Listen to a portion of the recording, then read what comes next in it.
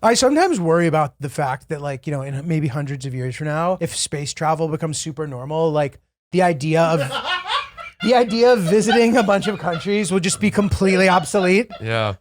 Completely obsolete. Saturn.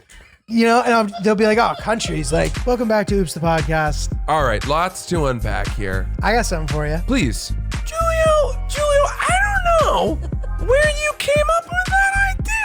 Dude, this guy was a huge turkey. What is this, Japan? Which is one of the reasons why I hadn't told you about it. No, and I also just assumed you were saving it for the pod if you were going to tell me. Yeah. Which, of course you were. Oh, yeah. Here we are, back, speaking to you as Oops the Podcast, the formidable duo of Francis Ellis and Giulio Gallerati. Formidable we are. We are. Formidable we are. A terrible twosome, a gruesome twosome. We are. Who are the guys on the Thunder? Are we them?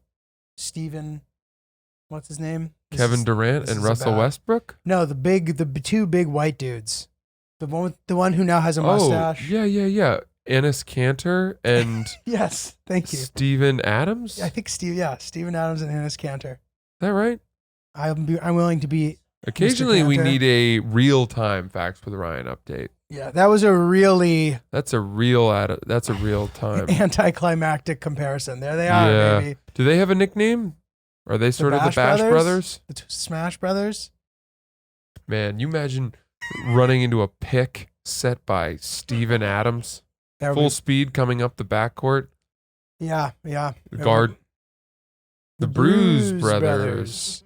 Man, Enes Kanter, funny. I think he changed his name to have something to do with, he's from Turkey. Oh, he's been getting a hard time. And I think he disagrees with Recep Erdogan's policies. He's a follower of the Gulen. He's a Gulenist. Is that? I don't know what that is. So there's this guy. I think his name's Fethullah Gulen or something. I've never pronounced it out loud, so I'm probably saying it wrong, and it might even be the first name. But he's some guy who lives in Pennsylvania, dude. He's this cleric, and he has this movement of students or whatever in Turkey. I don't know if that's wrong. Like I know that there's like different angles to look at this. I know so the Turks.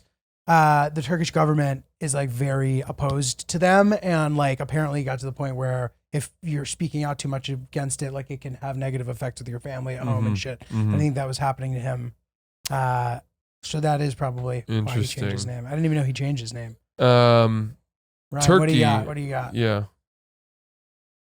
Freedom. Enes Kanter Freedom. Enes Kanter Freedom. He did the meta world peace move. Although I don't think Meta World Peace did it for. It's like, dude, you can call yourself whatever you want. We all remember you beating the shit out of like 7 Detroit Piston fans. That documentary really makes you feel bad for all of them, though. It made me feel bad for his teammates. And it made me feel bad for him too. But I get that you shouldn't be beating the shit out of fans. But I found Jermaine O'Neal's testimony in that documentary very interesting. And how much resentment he holds towards Ron Artest. To this day. Because Ron Artest had his sort of forgiveness and redemption story, winning the championship with Kobe against my beloved Celtics. Jermaine didn't have that. And Jermaine, those Pacers were one of the best teams in the league, if not the best team in the league. And Jermaine O'Neal was the star of that team and thought that they might win that year. But like if Artest doesn't go into the stands, that never happens. We're referring to the Malice at the Palace. Anybody who doesn't know about this, worth doing a little Google search. It's pretty fascinating. Yeah. There's got to be people who listen who don't know about it, right? Or is it that widely known about? We have spoken so specifically about it that perhaps people needed that nudge. Yeah. But anyway, basically, spoiler alert. Basketball players went into the stands and started fighting the fans. Yeah. Sort of an unprecedented moment in the league up to that point. Pretty cool. It was pretty wild. Turkey's an interesting country. When are you going to go there? I've been there already. You have? I went in 2019. You went to Hungary. Yeah. Turkey. You're thinking that Hungary and Turkey. I'm surprised you didn't throw Greece in there. Yeah. That's like in second grade. They used to be like, Chad was hungry for turkey. Do you remember that? Well, the joke I remember was, where did the USS Frying Pan sink? between Turkey and Greece, which was Ah. so dumb. That's better. Shame on the children who that must have been a fourth grade one. Turkey I've been to. I didn't mean to go. I sort of got diverted there. But then I had I've told the story before, but basically I tried to go to Russia. There was a problem with my visa, so I had to like take a 2-day detour, and I went to Turkey to meet with Hill Dog's sister before I had ever even traveled with Hill Dog. So I'm just on a romantic vacation with her sister, effectively. And was staying at the Edition in Bodrum. Like it was complete 180 from like being detained in a detention cell. Nice. Effectively, not a cell, but like being in a detention area and having to have my passport handed back to me once I crossed the border, to now being sitting at an influencer dinner with like the dude from the Beastie Boys and like these famous yoga instructors. Oh my God. I know. Hilarious. But anyway, Bodrum was lovely. And there was also one of the ancient wonders of the world there. Hanging Gardens of Babylon. That's in Iraq. Yeah. No, it's the something temple of Halicarnassus, the Temple Mount of Halicarnassus. And it's actually there. Like the rubble is still there. Wow. Babylon, they don't know if it actually ever existed. Do any of those wonders of the ancient world, are there any that are still fully intact? The pyramids are the only ones. Oh. The Great Pyramids. Good for you for having such a good answer to that. I don't know. I know that the Colossus of Rhodes may never have existed. What is that? That was supposed to be this giant statue in the Aegean Sea, I believe. Oh, yeah. They say that it may never have been there. I think. I don't know, actually. Ryan might have to check that. And then there's the statue of Zeus, where I don't think that's around anymore either. Okay. I don't know. Wow. Nice. Very cool.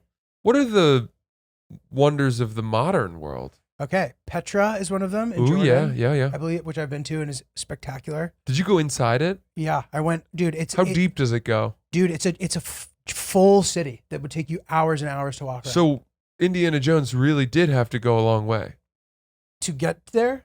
Yeah, he went in and had to go get the cup. Right. So the famous iconic building is actually right near the entrance. The like church, that temple, that famous temple is right when you walk in. And then as you continue to travel around the city, it's like all like that. And it's built inside the rock. Into the rocks. Buddy. It's sick, dude. It also started dumping rain, which I bring rain with me in the middle of the fucking desert. Like never happens. Wow. I think Machu Picchu's on there. I think Christ the Redeemer's on there. I forget what the other, maybe probably the Great Wall of China. I don't know the other couple. Interesting. But interesting. Yeah. Okay. Are those things that you need to check off? I hate this idea that I'm a checker offer. No, I don't mean it that way. Yeah. I'm interested in it. I would say first it would be more comprehensive to visit sovereign countries, followed by disputed territories and territories in general. And those two lists are like a lifetime of traveling. So if I were to somehow miraculously be able to get through that, there's 197, I think, UN registered countries, and then 331 Traveler Century Club destinations, which is very island heavy. But that includes places like that, for example, is like Dutch St. Martin and French St. Martin. Yeah. Even though St. Martin isn't even a country, you know what I mean? So it's like all that. Beyond that, I think the UNESCO list would interest me. The World Heritage Site. But even some of those are like, it's a little too like, here's this old city. Yeah, it's a lot of walled cities. Yeah, which like isn't necessarily as exciting. Stupid. Bunch of stupid places where they have to film Game of Thrones scenes. Is that true? Dubrovnik was where old city in Dubrovnik is where they filmed. That was King's Landing. Huh. So now Dubrovnik benefits so much as a tourist destination for people who are wanting to come see fucking King's Landing. Wow. And they'll walk down the street and be like, shame, shame, shame. That's kind of like the Shire, like in New Zealand. Yeah. But that's cooler to me. Like going to see the Shire. Yeah. I'd like to see the Shire. Right. It's like more unique. Whereas like a walled city is kind of like a walled city. Yeah. I know. A Lord of the Rings show? It's like a prequel, right? That's cool. Boy, there's no end to what people will continue to try to revive for the sake of making money. It's amazing. It's really the amount of Star Wars stuff It almost makes you wonder how it was preserved from, 1979, which is when I think the first one was made, A New Hope, episode fucking 4. Yeah. And from the Return of the Jedi until they did episode 1. Yeah. Right. Those original Star Wars hold up for me. They're pretty good. 100%. They're pretty fucking good. Do you good. recall when we were kids, I remembered that they did a digitally remastered theatrical re-release. I do remember that, yeah. And I went to theaters to see it again. Yeah, it was sick. Yeah.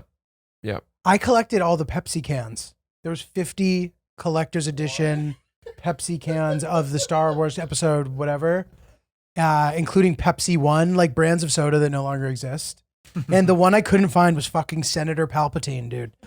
And I finally got him. It was him and Chancellor Valorum. There was 2 cans, and then we found them like somewhere random. We were in like Massachusetts or something, like going to the beach, and there he is. Wow, what a find! Good for you. What a find, dude. Good for you. It's amazing to think back. Yeah, there they are, dude.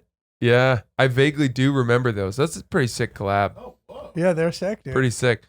Man, it's amazing to think back on how obsessed I was with finishing a collection of something that, fast forward 2 weeks meant nothing to me. I know. I need to grow out of being like that. I'm still. What are your collections? Are you collecting anything right now? Yeah, like, visiting places. All right. Well, that's more national parks. Fulfilling to me. I think because those are collecting experiences. Yeah. Right? If you're talking about any sort of silly good, a good. Yeah. That's dumb. A silly good, I guess. But I guess. But I'm saying not even for the sake of enjoying each thing individually, but rather because you want to finish, you want to complete the collection. Right. And it's an interesting thing because it's almost the same as like when you're into buying shit. Like say watches, I found to be a good example of people. They're coveting a piece. Ooh, I think I'm gonna, and that whole process, and then you finally get it. It's such a nice process that I've noticed that my friends who are into watches, they are addicted to that process. So once they conquer getting it, they want a new one. It's the chase. Right. The chase is fun. And I think the chase for me is just less chaseable. Like it's going to take me my entire life to do this chase. And then I'm going to probably end up failing. And on my deathbed, I'm going to be mumbling at people, be like, it's all because of you that I didn't do it. You're going to be like, yeah, you stop me. Papua New Guinea. I was so close. Madagascar. Dude, seriously. If only the ferry had been working that day, I could die at peace. I sometimes worry about the fact that, like, in maybe hundreds of years from now, if space travel becomes super normal, like the idea of visiting a bunch of countries will just be completely obsolete. Yeah. Completely obsolete. Saturn. And they'll be like, oh, countries, like, the asteroid field prevented us from landing. But seriously, like, my life is a failure. My life is completely obsolete. Like, people will just be traveling with such ease that there won't be any problems. I mean, who the fuck knows? The world may even be uninhabitable by then. Something that thrills me is to know that people 60 years from now, maybe 100 years, will look back on us and say, look at how stupid they were. I know. Look at how stupid they were. How did they not figure this out? I know. How had they not figured out yet how to teleport? Right. We use teleporting. It costs 25 cents. Dude, if they don't invent it really soon, I hope they never do. There are things we haven't figured out. Maybe, who knows? We don't know. But there are things we are trying to solve. I mean, obviously basic things like curing cancer. And some point, someone may come up with or probably will, cure cancer. And then once that treatment becomes normal and widespread, people will become so accustomed to it that they'll look back on all this time and think, what a bunch of idiots. I know. They were so primitive in their science. Dude, I sat with a scientist, this like scientist guy at a dinner not long ago, and he was essentially saying, he's like, most cancer is going to be completely curable like soon. He's like, just no one will be able to afford it at first. So to your point, widespread. But how fucking brutal is that? Yeah. Like, you're like, I could survive, but I can't afford it. Bye. Like, imagine. I don't know. That sounds shitty. Yeah, I feel like that is sort of the way that all technology is often introduced. Totally. You know? Totally. I think that's what made the Model T so incredible as an innovation, because up to that point, cars were these luxurious toys for the rich.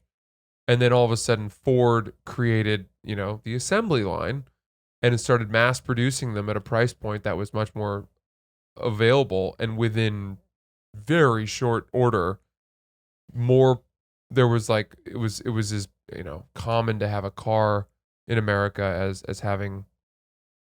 anybody. Everybody had a car. It's crazy. Everybody. It's crazy, dude. But same thing was true of radios in the household. Interesting. Radio exploded. Makes sense. Pretty cool. Or even the internet was like made by the government. It was like a DARPA project. I don't know anything about that. Yeah.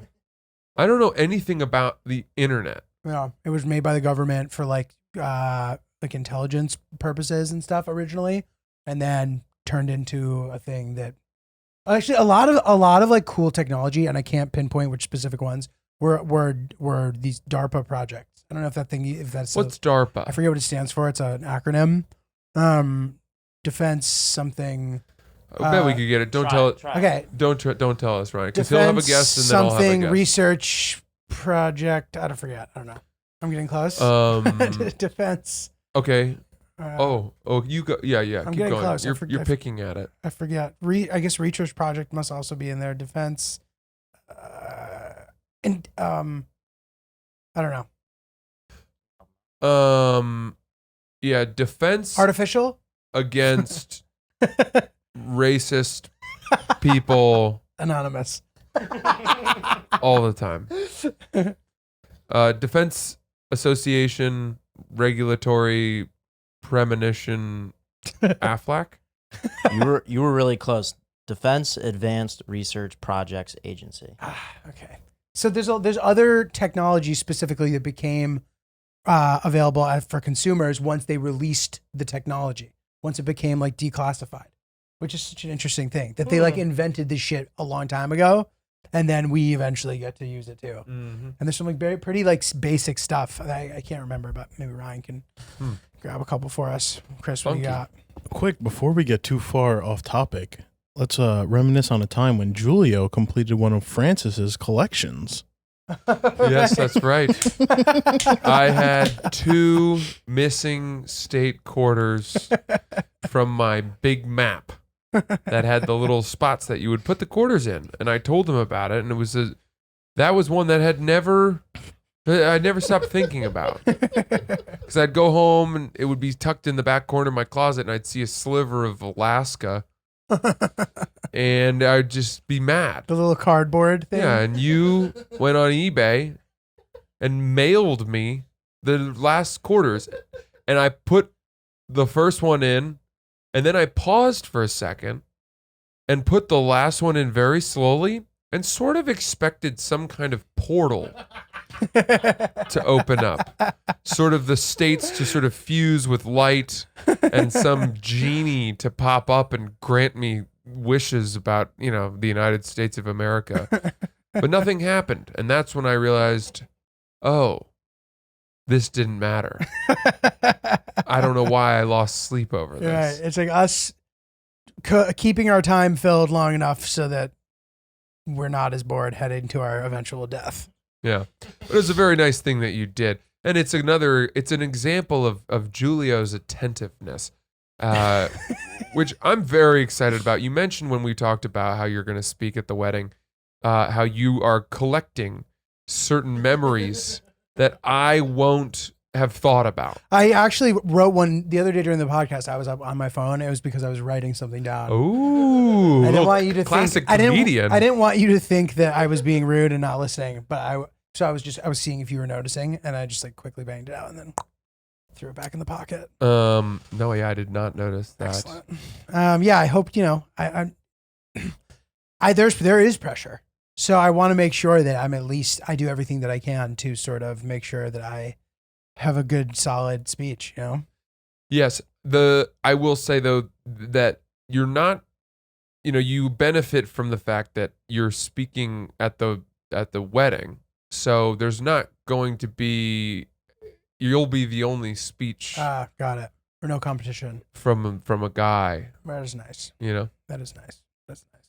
I think we can talk about this, even though it as this episode airs, it will have been a little time since it happened. But I did the Dave Portnoy show. At Barstool Sports. How'd it go? It's really interesting. I went in pretty scared. I had a lot of. I was very intimidated. Was it kind of like? I wasn't until I sat down. Like, is it the way though when they say like, you'll always be scared of your mama, kind of thing? Like even this grown, you know what I mean? Just like this person who had this authority over you. Yeah. I had rehearsed a little bit. I found myself talking out loud in the day or two leading up to it, rehearsing just scenarios. I just didn't know. I thought there was a chance he would get mad at me or we would have a disagreement. I didn't know to what extent I'd have to stand up for myself. Right. He's not afraid to like. Yeah.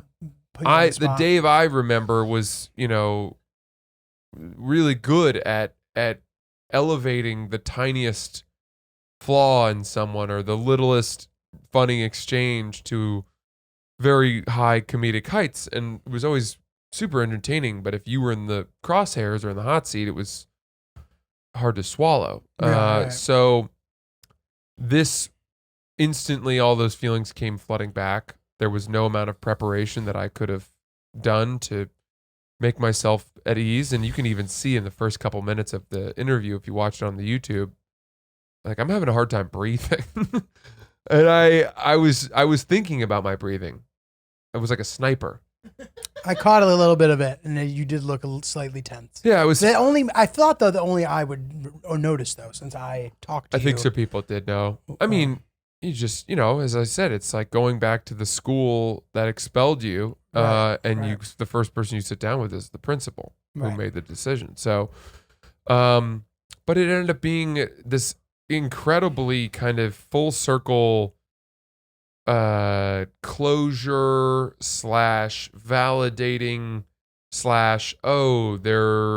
all my worries were for naught. Yeah, it's like vindication. Yeah, just like I built up a lot of this in my head and it really wasn't that bad, and a lot of the things I thought might happen weren't there. And truly a sort of a hero's journey. Yeah. Yeah. I have been out in the wild for 3 years, foraging for berries, scratching my name on the birch bark of trees. Francis was here. Meeting friends and foes along the way, collecting fellow travelers. Look at you four. Look at us. Who's the Lannister? I don't want to do any spoiler alerts, but you can spoil Game of Thrones at this point. Is it start with a T? The swordsman. Jamie Lannister. Yeah. It's like a Jamie Lannister type. Yeah. A hero's journey. You've made a new friends, but you've changed along the way. I sure You've have. befriended a 6'5" woman. Yeah. Who's now your best friend / maybe going to become potential your girlfriend? romantic interest. I mean, I feel like a video game character. Yeah. I know I've done lots of quests. Francis of Toth. I've had to bring people treasured heirlooms in order to unlock their secrets. Sound a lot like Breath of the Wild, dude. I had to. It sounded a lot like Zelda. I had to earn meetings with people, by bringing them gifts, solving riddles. And yeah. all of it brought me back 3 years. Yeah. 3 years later. You get to a point where you're like, yeah, I'll never see them again. They're not going to. But you've stayed like, so that's another question too. Like, was it important to you to sort of like maintain your good relationships there? Mostly, I mean, I'm sure you're not used to maybe like, while you'll perhaps stir the pot unintentionally sometimes, you're pretty good at like trying to patch it up. It's a high priority to you. You want to maintain these relationships.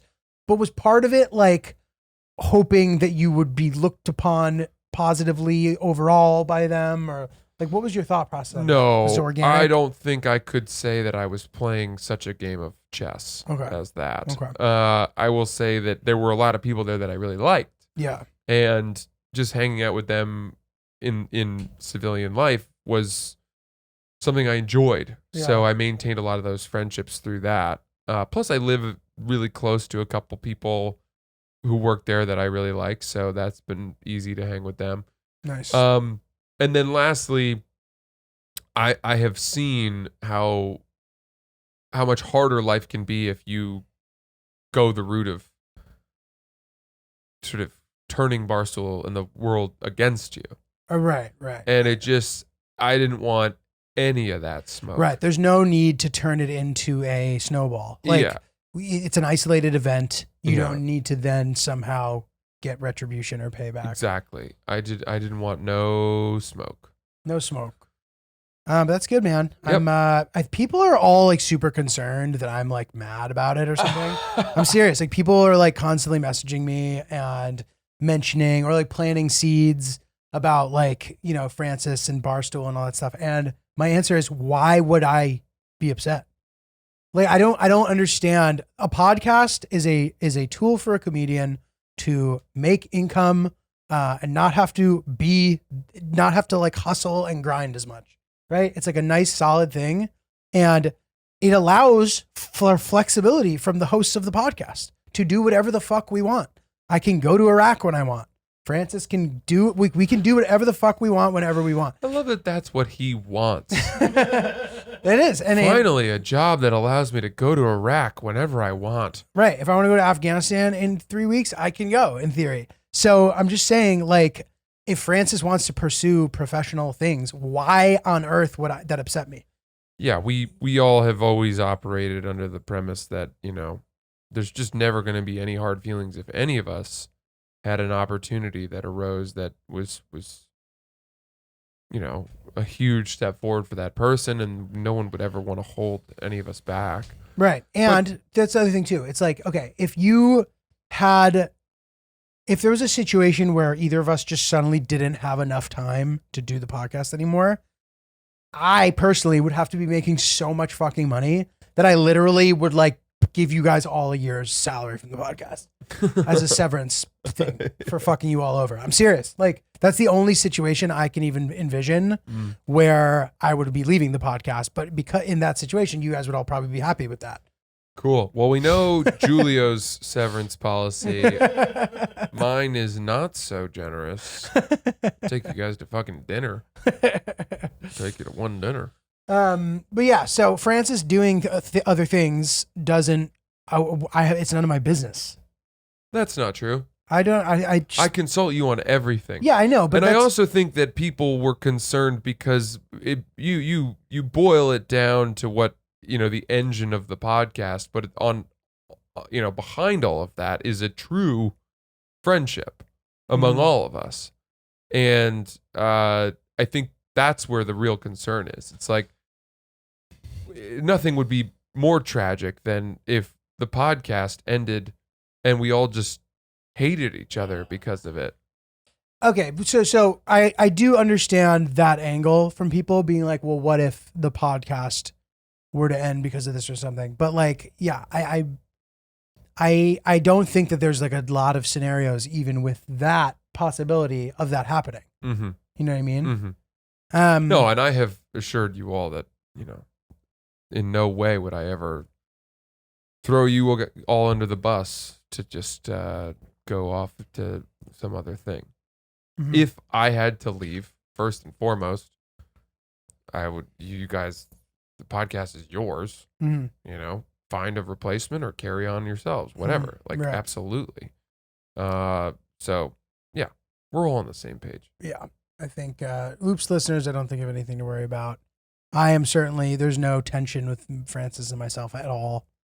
But Francis even was worried that I was like going to be upset about this. A little bit. I wanted him to, I was also so strung out from all of it. It was all happening so fast. But I understand. And dude, I will say this, like, I do think that there are moments where people might have irrational feelings about things where, in my opinion, I don't think that there's a reason that I could be upset with you. But I know that maybe, perhaps for some people, I'm not tooting my own horn here, they wouldn't need to have a rational feeling. It was just be what they're feeling, and that is good enough for them. You know what I mean? Totally. But yeah, I don't own Francis. I don't get jealous when he does other stuff at all.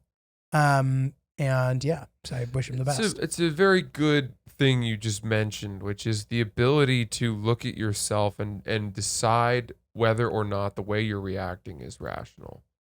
Yes. You know, most people can't do that. And so I didn't even have to do that here. My natural reaction is one of what I believe it should have been for the health of the pod and the continued flexibility of the pod and allowing it to be positive. And it's a very positive thing. Right. We have a positive environment here. And it's a nice thing. You know what I mean? So like, you need to give flexibility to people you work with, especially if you're going to see each other every fucking week. Like, you know, there's going to be scheduling stuff, and we do our best to like we show up for each other when the others need flexibility. If I am around, I can do it. I can make it happen. Even if I'm fucking exhausted, like, I'll be here, I'll be present, and I'll rip. You know what I mean? Yeah. And that is why we've been able to do this for so long. 4 bros who are pros. These bros are pros. So, you know, want to hear a funny story about that? Julio Gallerati, net. Did I tell you that? I had never said that before. I told you guys that already, right? I only said it for the recording. It was one of those things where I'm punching up my jokes and trying to make them better before I record. And I'm like, oh, that'll be a good one. And I'm pretty sure on one of the 2 shows, it got nothing. Wow. And it's just funny because this line that isn't like a kill shot necessarily, because it didn't work on one of the 2 shows, becomes, and now suddenly that's the thing that I get DM'd the most. You could put that on a t-shirt and right. sell it. It's an iconic, it's become my little iconic as anything I've ever done. Catchphrase, which is just funny. Like, and it just also goes to show that, like, as a comedian, like, it's important to sort of like be true to the good material, because like you might not be killing as hard as everybody, but like your special might be amazing. Totally. So, you know? Totally. Because it's a different medium watching it on the couch. So, I don't know.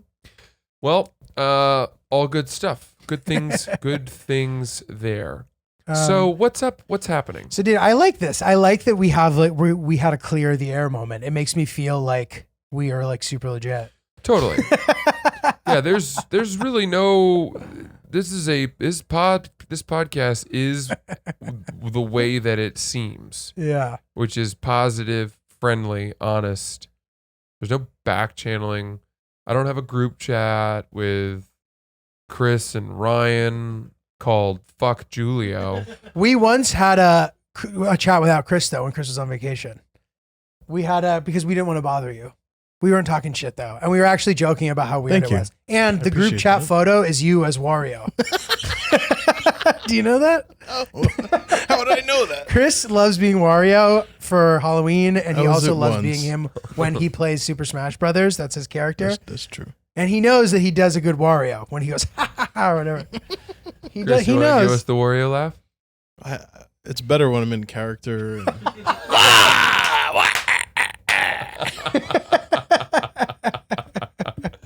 Pretty good, bro. Love that. Love that. Okay, I got some stuff. Woo! So something happened on Sunday. I went to brunch at a diner, it's funny, diners are just like slowly becoming an endangered species in New York City. Like, we're trying to find a diner, and the only ones are in like the shittiest neighborhoods of the city. And where I'm like, I don't want to go there. So we only found a couple that were like reasonable locations. Mm-hmm. So we go, and bro, like fucking line out the door for pancakes and fucking bullshit. And playing like the worst music. Okay, worst song ever made, dude. Dana Champagne Bottles. You know that song? It's like, it's called Ava Max. Everybody champagne bottles. And then she'll be like, didn't stutter, tell me did I just stutter? Like, it's the worst. I don't know that one. It's the worst song I've ever heard in my life. That song's blasting. Champagne bottles. Sounds like, who's the woman from Australia who's a rapper? Iggy Azalea? Yeah, it sounds like her. Not even, like, nowhere near as good. I'm sorry to the person who made the song, like, the motto. Yes, no offense, Ava Max. You have a great career. I'm sure you're great. Like it's fucked up to like shit on people's things. I just hate. I personally hate the song. Anyway, that song's blasting. This is the environment. This isn't like the most coveted brunch you've ever been to. We're not waiting to go to Siddell's or something. You know what I mean? This is just like butt fuck diner essentially. Butt fuck diner. Butt fuck diner. Bring your family on down to the butt fuck diner. So anyway, we're standing. Mom, I want the butt fuck special. No, son, there are too many eggs in it. Mom. All right, well, dude, we're waiting, right? Waiting to get a table. I'm waiting to put my name in. And it's sort of disorganized. You can tell they're not used to having this sort of commotion and congestion. And as I'm waiting to put my name in, a guy walks in behind me, raises his hand, gets the attention of the guy writing the names down, and was able to put his name in before me. Wow.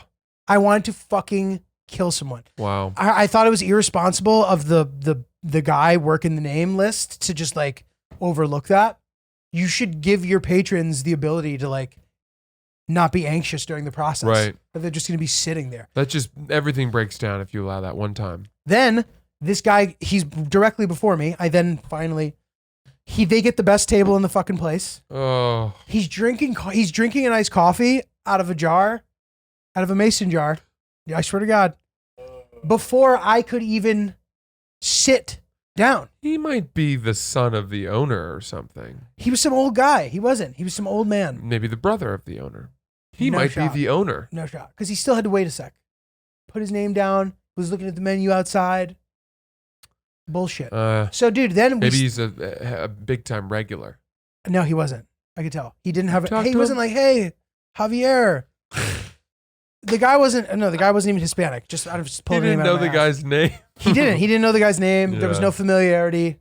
He had to say it. And then we got sat down next to them in the middle, not next to the window. And I was just pissed off the entire lunch. And I need to learn to get over these things, these little L's. Catching a little L like that will ruin my fucking day. Did I tell you about the tipping the guy in the airport?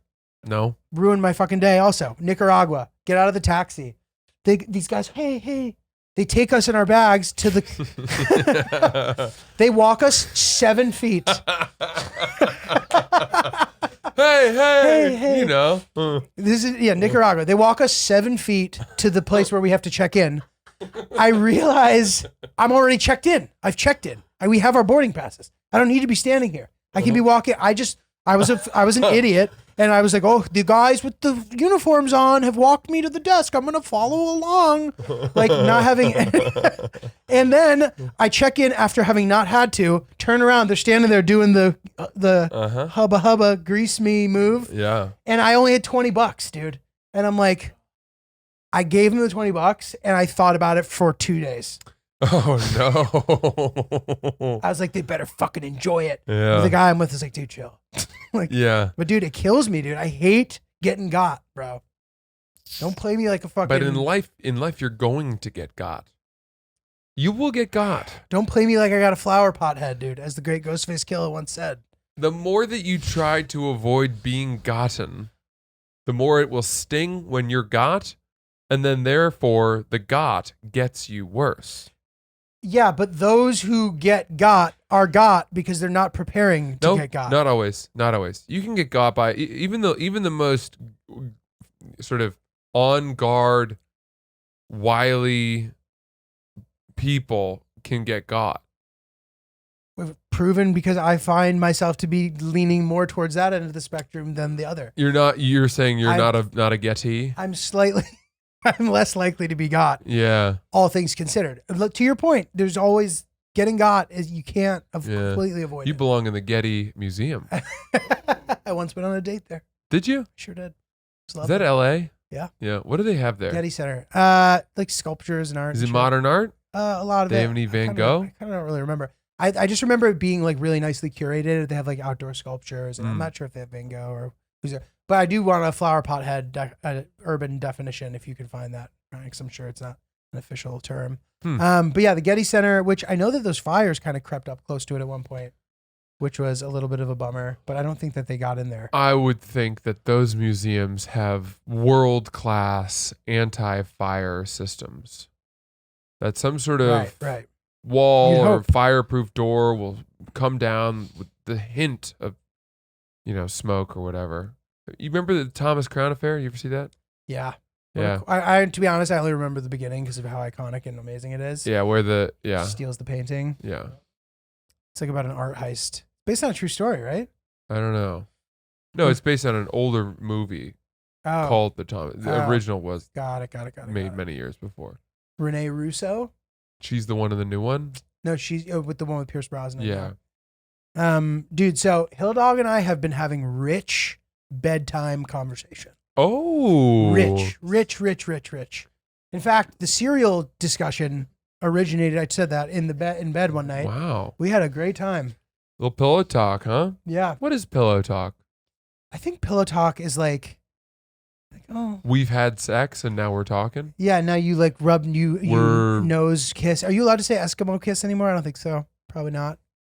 No, but we're not going to cut it. No, we're You know not. why? Because nobody can get you. Don't try to teach me a lesson, Francis. God damn it. I can be got in that capacity. I just mean from like nobody's safe from that. Yeah. We'll call it indigenous kisses. Oh. That now I think That's so woke. that was unnecessary. Indigenous people's kisses. No, I'm not suggesting we call it that. I'm fine with Eskimo kisses. You just suggested it. I was saying it cheekily. Uh-huh, you cheeky boy. See, we're having pillow talk. Pillow talk is post-coitus, afterglow, surface level conversation, right? Yeah, kind of stroking your hair from away from your bangs so I can see your beautiful forehead. You're holding hands, and one of you is rubbing the thumb over the webbing between the other's thumb and pointer finger. Exactly. You know? Can you raise my volume a little bit, Chris? Because I'm gonna do some. You're gonna do some? Yeah. Wait a minute. Does anyone have any lotion or anything? Are we gonna need that? Or some tissues? Like, why don't we run away together?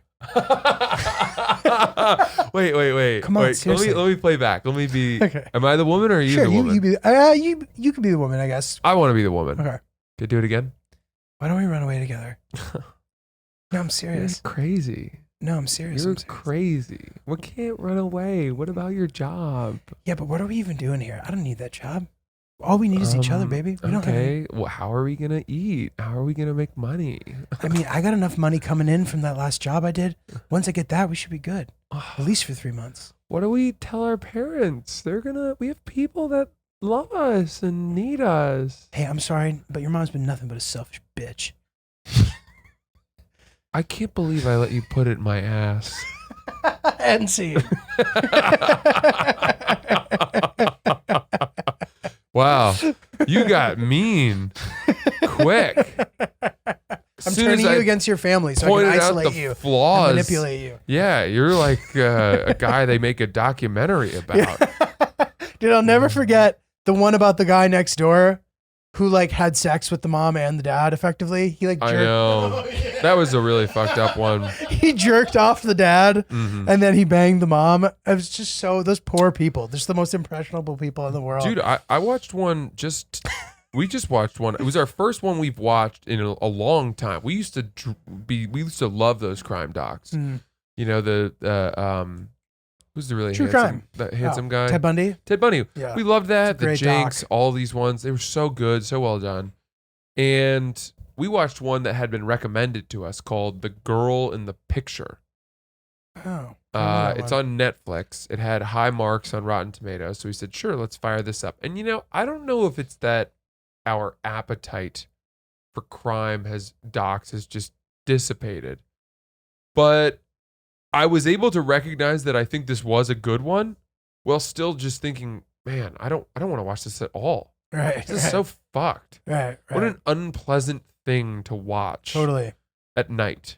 Totally. To the degree that we had to watch palate cleansers, as we call them, afterwards. Yeah. You know, old episodes of Sex and the City or palate cleanser. That's good. We dude. needed some palate cleansers to reset our brains before bed. The new Nathan Fielder show. Is it good? Oh my God. I gotta watch it. Oh, I gotta watch it. it is pure brilliance. I loved Nathan for You. It is. He has continued to evolve. He's better than ever. Yeah. His vision and his willingness to sort of simulate sociopathy, I guess he's so manipulative of human emotions for his own amusement and the amusement of the viewers, but yet is also not hateful. He's not hate worthy because he plays the straight man against the lunacy that he's contrived. Right. Does that make sense? Yeah. Yeah. Yeah. So he's in there in the mix being like, but why would you do that? And they're like, yeah, I don't know. I don't know if he's found crazy people or if the situations he's set up are so crazy that anyone in that situation would just act crazy. Right.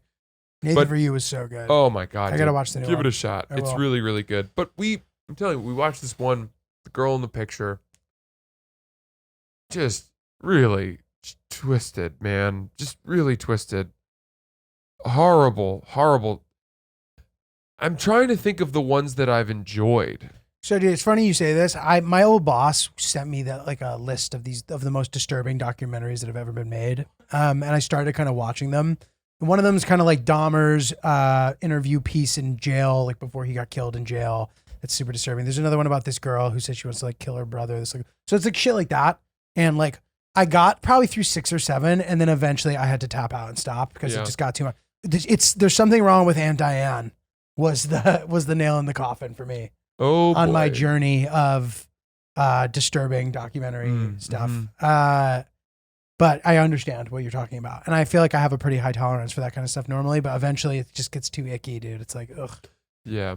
The one that you mentioned where the guy was sort of infiltrated the whole family and hooked up with all of them. Yeah, that one's crazy. What was that called? Yeah. Is that what that one's Taken called? in plain sight? Oh, because he gets the daughter. Right? Yeah. Yeah. That one was really bad. We That's a bad one. didn't finish that one. We couldn't keep going. I just thought it was so funny that he hooked up with the mom and the dad that like it made it easier for me. Yeah. I know it's not funny. Like that is funny, and then then it's not because it's pedophilia. It's really fucked up. But yeah. You know, keeping someone hostage. Even the movie Room, I had a really difficult time with. I had a really bad fear of being kidnapped when I was a little kid. I watched this episode of X-Files where this person was getting kidnapped and like somebody else somehow was connected to them. It was like one of those kind of things. But like I slept with the lights on for like 4 months. Yeah. X-Files also holds up, by the way. Very good show. You've said that before. Yeah. I've never seen it. So good. I would say that being held captive and being sexually abused in some hidden bowel chamber of a person's shitty home, deep in the woods or whatever, is weirdly like probably my greatest fear. Dude, it's just that crazy. Scares me more than anything. Like 100 yards from you, normal life's happening, you know, but you're Yeah. in this like that Joseph Fritzl guy, the Austrian who had the people in his basement. I think he had like kids with one of them. Yeah. And that kid grew up like in solitude and like didn't speak. Wasn't that what Room was based on? Maybe, but it was also the one in Cleveland. Yeah, the where that Cleveland guy- one was so bad. I don't know what it was based on. Maybe a combination of all that stuff. Oh, But it's super fucked up. I'm trying to think if there's any road to normalcy for those victims, and what, you know, how I like to think one way that I sort of make myself feel better when I hear these really twisted stories is to imagine a retribution that would somehow fit the crime. Right. And I think of really of retribution that is as twisted as what the perpetrators did. Yeah. And for me, it's allowing the victims to enact the retribution Oh, wow. if they were up for it. You know, giving them the option, giving them the toolkit, from Hostel with the bone saw and the nails and the boiling fire water, a perhaps. flock of fire ants, anything you want, just let us know. Like a last meal, but for them, that they get to take to the body of the living. Mm-hmm. And maybe they could even get coached beforehand. Like, hey, if you go at this spot, you got to be careful because they'll bleed out and they'll die quickly. Oh, right. Oh my God. Don't kill them too quickly. You wanna really cherish this. Dude. So fucked up. But I feel you. You're just like so mad, which is why the Hostel is such a good movie. Because there's a good payback element to it. I never saw, I don't think I ever saw the first one. I think I saw like Dude, the first one is phenomenal. Is that the one where what's the guy's name in it? Jay something. He was Jay is it Jay Hernandez? I don't want to spoil it. Well, I'm going to spoil it. I'm going to the guy spoil from- if you've been dying to see the slasher horror Hostel, which came out I think in like the early 2000s. Maybe hit the old skip button for a second. But is that the one where there's a guy who's hesitant to do it, and he and his buddy do it, and he's hesitant, Not really. and then he becomes in the end the more no. committed guy? No. It's like it takes place in Bratislava, which classic. So then I saw the sequel. Yeah. I saw the sequel. It's about like students abroad. They end up getting captured because they're drugged, and then they find themselves in this like weird. I actually don't want to ruin it. It's a very good horror movie if you've never seen it. It is Jay Hernandez. Nice. Good for you. Thank you. Knowing the name of the actor in Hostel 1. That's pretty impressive. But he I don't know. It's a good movie. It's good retribution situation. Let's do an email real quick, and then maybe an email. we can cool it. All right. DM mishap. This is called. Uh-oh. Hi. So my boyfriend and I are long distance. The other night we were talking on the phone, as we almost always do nightly before bed.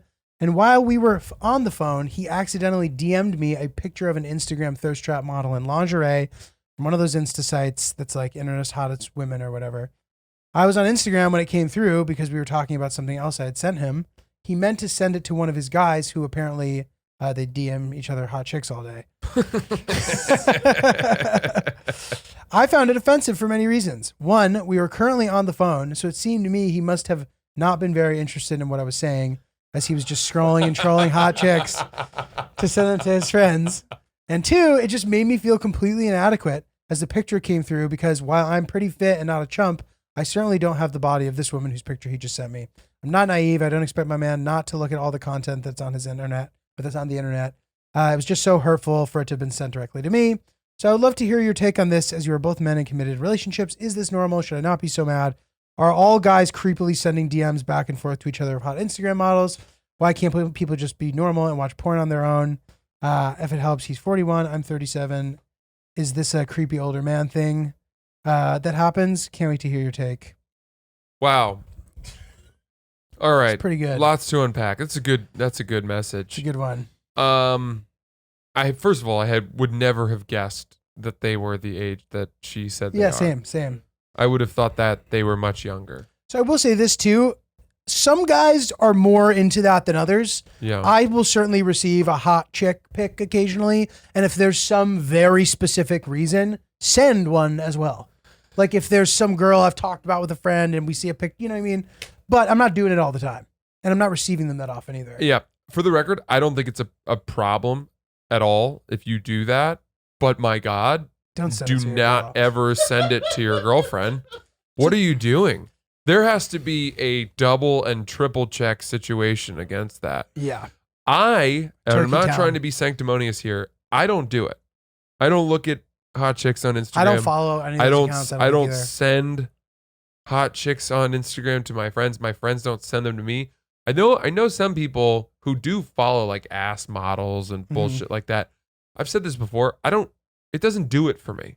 I would agree. Same. It honestly. doesn't do anything for me. To me, it's like looking at a mannequin in a storefront window. And that's the other important thing to remember when you're saying you feel bad about yourself. Like if you were oiled up, tanned, sitting on your heels, you might look that good too. Yeah. If you were a master of Facetune and your entire livelihood depended on you being right, super fit and having perfectly plump butt cheeks. Right. But yeah, you're also looking your best in every single photo when you're that girl. Right. So don't look in the mirror and judge yourself based on what these people look like on Instagram, because I'm sure you could dial it up too if you wanted. Totally. So, shame on your boyfriend for not realizing that. Yeah. And I wonder if that ass model nonsense girl looks at a photo of our person who's sending the DM to us and thinks, oh, I wish I had a 401k. Or like, I wish I could have the job security and climb a corporate ladder and have a cold brew tap at my office.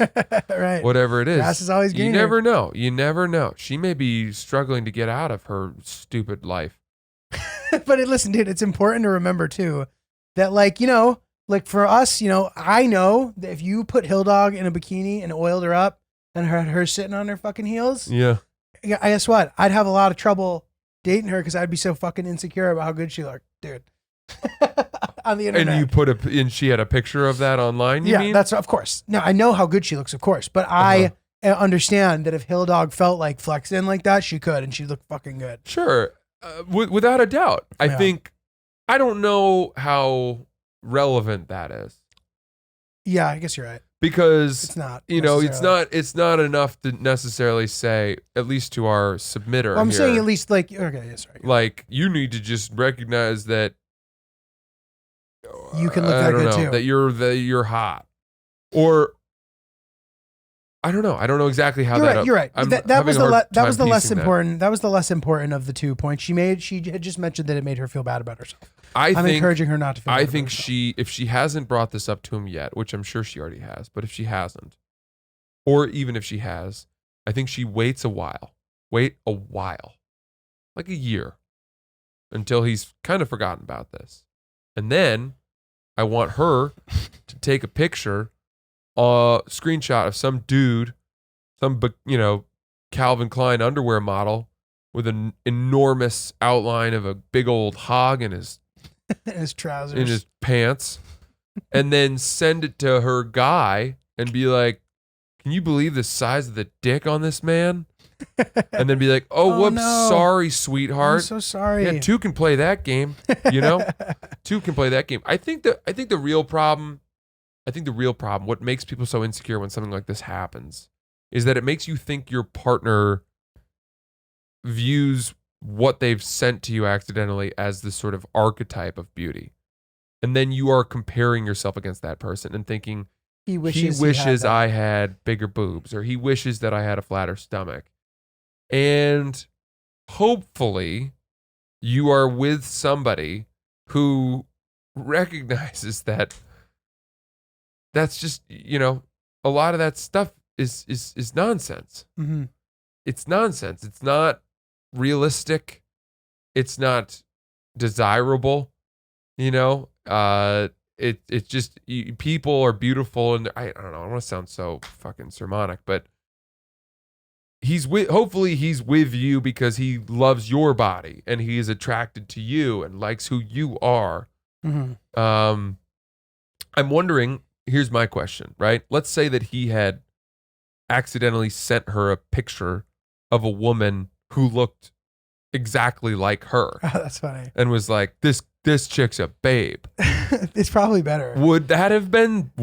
So, dude, look, it's a joke in my relationship even that I'm attracted to people who look like Hillary, because like a friend of mine mentioned to me that anytime I say that chick's hot, she looks just like Hillary. Uh-huh. And I tell Hillary that, and she thinks it's sweet. Oh, that's nice. So I do think it would be better. Yeah.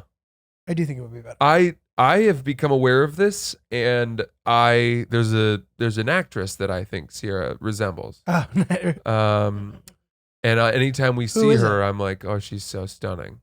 Who is it? I want to say her name is Rose. It's not Rose Byrne, but Rose something. She's in the actress's name is Rosamund Pike. I'm looking her up. Yeah. I think she looks a little bit like Sierra, and I think Sierra does too. So anytime, first of all, I actually do think she's like stunning. Yeah, that's good. So anytime I see her, I try to make a point, be like, ooh, yeah, what a beautiful, beautiful woman. What a babe. Dude, I watched the OG Top Gun yesterday. I don't know, dude. It wasn't, I thought it was like not that good. Come on. The original. It's just like, I know that like there's sentimental value and it's a classic and like it's but like it's just like moment after moment after moment on top of each other, and you're like, what? Like nothing else happened in between these two moments. I don't know. I have Movies to watch are the new different. One, It's a little campy. the new now. one's sick though. Yeah, the OG one's campy. Yeah. But the new one is cool. You said. Well, the new one is arguably campy now too. Oh, interesting. But it with the self-awareness, because it does these funny throwbacks to the old one. Cool. Yeah. All right, Ryan. Facts with What do Ryan. you got Facts for with us? Ryan. Are we lying? Facts with Ryan. Facts We can make a Ryan. jingle. We should. We'll have one. Okay, so DARPA, a couple things they also invented: the internet, GPS, Yeah. Big Dog, that's Boston Dynamics robot, cyborg insects, Oh my the computer mouse, and Siri. Isn't that Whoa. see? Invented Isn't that Siri. crazy? They've been doing well. I told you. Couple other things too, but those were the ones that stuck out. That's sick. Definition of a flower pot head is someone with not many brains or someone whose head is full of nothing. A flower pot head can also be a blonde, an idiot, or someone who's being stupid. Thank you. The Getty Museum has free admission and it's closed on Mondays. Abducted in Plain Sight, we addressed it. That's the awful documentary. And there we go. I did have a question for you though. Yeah, sure. Getting got. Mm. This might have happened to me last night. I went to Sweet Green and I ordered a crispy rice bowl, as I always do. It's my go-to. It has blackened chicken. That's just how it's made. Uh-huh. And they were out of blackened chicken. They said, well, they only have regular chicken. And I was like, okay, that's fine. I go, I pay, I look at the receipt, and I was charged 50 cents for a topping, which I think was the the chicken. substitution. So did I get got You did. out of 50 cents? You sure did. Well, I get got all the time. And last night was just another example of it. Yeah, You're a good guy, I think Ryan. people, you're so polite that people will think I can get this guy. They just think it's okay. They don't think they have to pay attention because you're going to be fine with it. I let it happen, and then I get angry. It's Yeah. I need to catch it. So Yeah. that really Dude, resonated I with would've me pi- when that you would got have pissed upset. me off if I caught that later. Yeah. That would have fucking pissed me off. It's about the goddamn principle. Mm. Well, You better know, luck next at time, some Ryan. point, you can lump all of these gets into what I like to call a life tax. Life comes with a tax. That's fine. Life comes with a tax. And it can show itself in so many different forms. It can be a result of your own stupidity, right? If you're rushing, you forget something. By the time you get to the place you were going to, you realize you don't have to, so you have to buy it. Might be a toothbrush on the road, new toothpaste. Might be something even more expensive than that. Or you forgot to book a hotel, so you have to book it last minute, much more expensive. These are life taxes. Yeah. They're unavoidable. And you have to just lump everything in to stuff like that. People make mistakes. You make mistakes. The world fucks you. You know, you go to the butt fuck diner, you're going to get got. Yeah. That's just a life tax. That's how it goes. And it sucks. It's just the way it is. Yeah. So if you can lump it under something like that, maybe you'll find more peace with it. I like that. Yeah. You got some fun stuff coming up? Yeah, I got a New York show. It's going to be probably second or third week of September. We're ironing out the dates specifically, but it's going to be a lot of fun. Love to see you there. More news about that soon. Got it. Nice. I'll be in Charlotte and Greenville, North Carolina, in September. I think it's towards the end of September. I'm sorry again that I don't know the exact dates for that yet. But you can get tickets for that on francisellis.com. And we appreciate your patronage of our podcast and for being with us all this time. We love you. That's Oops the Podcast.